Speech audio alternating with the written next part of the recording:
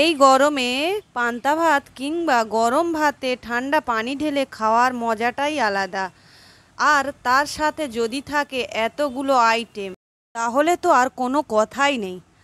আরে যারা ভাবছো খাচ্ছ তো পান্তা ভাত, তাতে এত আদিক্ষেতা, কিন্তু বিশ্বাস করো এই খাবারের যে স্বাদ, তা যেন মন্দা মিঠাইকে হার মানাবে। আজ দুপুরে মাংস ভাত না খেয়ে দুপুরের লাঞ্চটা এটাই দিয়ে সারলাম। সত্যি বলছি, তোমরা যারা এখনো এর স্বাদ পাওনি, সত্যি বলছি তোমরা যারা এখনো এর স্বাদ পাওনি, তারা একবার ট্রাই করে দেখতে পারেন। একটুও আক্ষেপ করবেন না। তো আমি পান্তাটা ভালো করে ধুয়ে পরিষ্কার পানি দিয়ে নিয়েছি। পান্তা ভাত খাওয়ার জন্য তো কিছু বানাতেই হবে, চলুন তাহলে বানিয়ে নেওয়া যাক। একটা পাবদা মাছ নিয়েছি, ওর মধ্যে স্বাদ অনুযায়ী লবণ দিয়েছি, আর এটা একটু হলুদ দিয়ে মাখিয়ে নিয়ে কড়াতে তেল দিয়ে, তেলটা বেশ গরম হয়ে গেছে, এই পাবদা মাছটা এর মধ্যে দিয়ে দিলাম। দিয়ে এপিঠ ওপিঠ দুপিঠ ভালো করে আমি ভেজে তুলে নেব। মাছ ভাজা হয়ে গেছে, তুলে নিয়েছি। মাছের ডিম ছিল কিছুটা, মাছের ডিম নিয়েছি, ভালো করে ধুয়ে নিয়েছিলাম। আর এর মধ্যে একটা মিডিয়াম সাইজের পেঁয়াজ কুচি করে দিয়েছি, আর এর মধ্যে দিয়ে দিলাম বেসন, স্বাদ অনুযায়ী লবণ, হলুদ আর কাঁচা লঙ্কা কুচি দিয়ে দিয়েছি। দিয়ে এটা ভালো করে মাখিয়ে নিয়েছি। এর মধ্যে অল্প করে ধনের গুঁড়ো আর জিরের গুঁড়োও দিয়েছি। দিয়ে মাখিয়ে নিয়ে কড়াতে ওই তেলের মধ্যে আমি বড়া মতো বানিয়ে দিয়ে দিয়েছি। তো এইভাবে দুটো বানিয়ে আমি ভালো করে হালকা আঁচে ভেজে নিয়েছি, ভেজে তুলে নিয়েছি। এরপর একটি পাত্রে করে কিছুটা বেসন নিয়েছি, স্বাদ অনুযায়ী লবণ দিলাম, আর জিরের গুঁড়ো, গরম মশলার গুঁড়ো, আর এখানে দিয়েছি লঙ্কার গুঁড়ো, হলুদ গুঁড়ো দিয়ে এটা ভালো করে ফাটিয়ে নিয়েছি। দু টুকরো কুমড়ো নিয়েছি, কুমড়োটা ভালো করে বেসনের গোলার মধ্যে ডুবিয়ে নিয়েছি।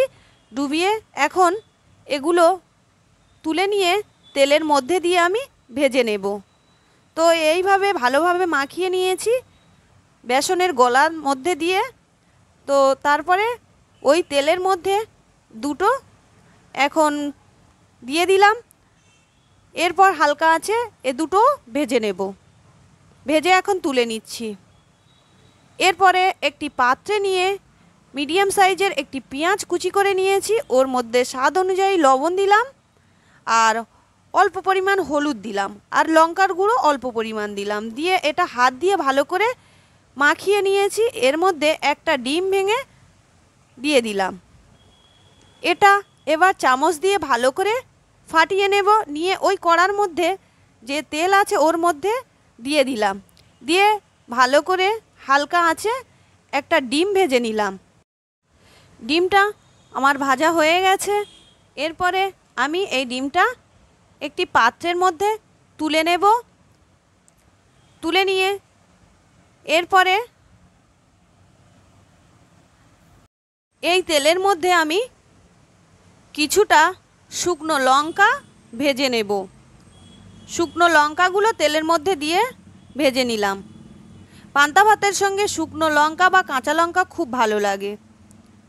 এরপরে অল্প পরিমাণ পেঁয়াজ কুচি নিয়ে নিলাম, আর এখানে নিয়ে নিলাম একটি ওই ভাজা লঙ্কা, আর সামান্য পরিমাণ সরিষার তেল আর লবণ স্বাদ অনুযায়ী নিলাম, আর এখানে চানাচুর কিছুটা নিয়েছি, নিয়ে একটা ভর্তা বানিয়ে নিয়েছি। এরপর একটি মাটির পাত্র নিয়েছি, ওর মধ্যে আমি ওই ভিজিয়ে রাখা পান্তা ভাতগুলো এখন তুলে দিচ্ছি। পান্তা ভাতগুলো তুলে দিয়ে এরপর আমি খাওয়ার জন্য যেগুলো বানিয়েছি এখন নিয়ে নেব। দু টুকরো লেবু নিয়ে নিলাম, আর এখানে শুকনো লঙ্কা দুটো নিয়ে নিলাম ভাজা, আর এখানে কিছুটা টক দই নিয়ে নিলাম।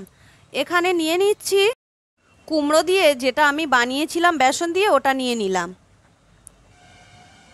এরপর নিয়ে নেব ডিম ভাজা, আর এর সঙ্গে নিয়ে নিচ্ছি একটা চপ, আর নিয়ে নেব পাবদা মাছ ভাজা। চানাচুর ভর্তা, আর এখানে নিয়ে নিলাম ডিম, যেটা আমি বড়া বানিয়েছিলাম ওটাও নিয়ে নিলাম। রেডি আমার পান্তার থালা। তো এইভাবে আপনারা কারা কারা পান্তা খান অবশ্যই কমেন্ট করে জানাবেন। আর ভালো লাগলে লাইক কমেন্ট শেয়ার করবেন, পাশে থাকা বেল আইকন প্রেস করবেন আর সাবস্ক্রাইব করতে ভুলবেন না। আর যেসব বন্ধুরা নতুন আমার চ্যানেলেতে আমার ভিডিও দেখছেন অবশ্যই সাবস্ক্রাইব করবেন আর অল নোটিফিকেশান অন করে নেবেন, তাহলে আমার ভিডিওগুলো আপনাদের কাছে পৌঁছে যাবে।